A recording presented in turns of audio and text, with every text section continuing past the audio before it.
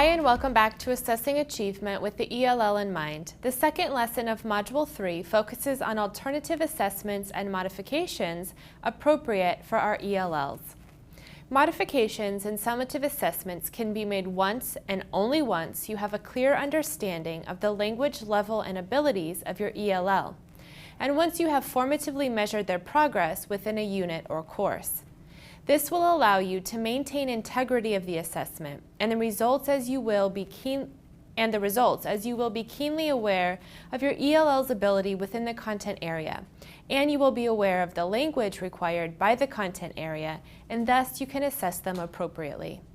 Let's take a look at 4 essential steps for using appropriate modifications and assessments for ELLs. The first is to identify the purpose. Ask yourself this question: which is the priority of the assessment, the language or the content? In most content classrooms, the content assessment will be more important than the assessment of your ELL's language development.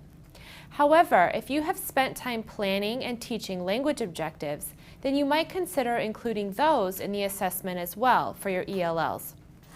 The second step in using appropriate modification is determining which aspects of the content you will address.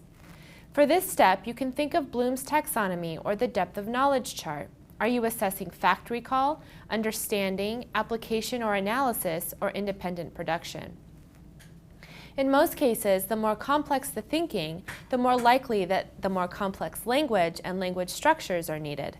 You'll want to consider how your students can demonstrate their understanding and in a way less reliant on language, even if you are addressing at a much higher level.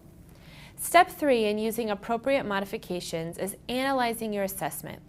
Assuming the assessment itself is already created, ask yourself how heavily dependent on language is it, and is the language used within the assessment at a BICS or KELP level? If it's at KELP, it can be rewritten at a BICS level to be more accessible for your ELL. The second question you should ask yourself when analyzing your assessment is how much language is provided as input. This would possibly be cause for some modification if the input language is quite advanced. The next question is how much language is required in the output or the display of knowledge by your student. If there is a lot of language required in output, this would be appropriate to apply modifications. The fourth question is there an alternative way to display the knowledge learned? Can your student show you or demonstrate to you that they understand the content concept completely without making it too easy and while maintaining the integrity of the assessment? The fifth and final question when analyzing your assessment is, can the language in any of the questions be reduced or made less linguistically complex? The fourth step in modification of assessment for your ELLs is choosing the most appropriate modification for that particular student. We see a short list here of ways to modify assessment. Notice that they are fairly parallel to the modifications made in material adaptations for your ELL students. You can paraphrase or simplify language within the assessment. You can provide a model of the required output. Hopefully this is something you've done during an activity or lesson or even a formative assessment, and that all students are comfortable working within that model to display their knowledge. Another modification could be to read aloud instructions for the student at a slower pace and in chunks of language. You could add visuals or diagrams as a modification.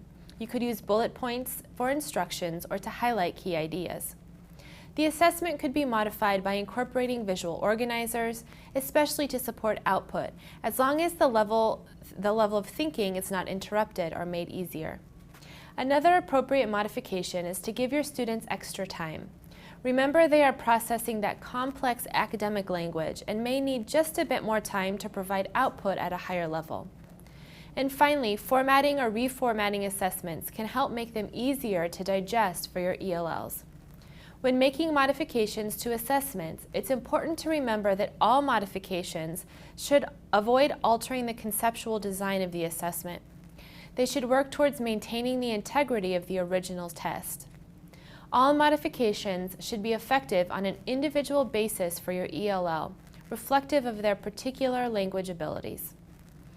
All modifications should be particular in the sense that they can be applied in a timely manner and graded as such as well. And all modifications should be fair to both your ELLs and the general population of students, so the test is not favoring one or the other. In our next video, we will take a look at some examples of these modifications in assessment for particular courses.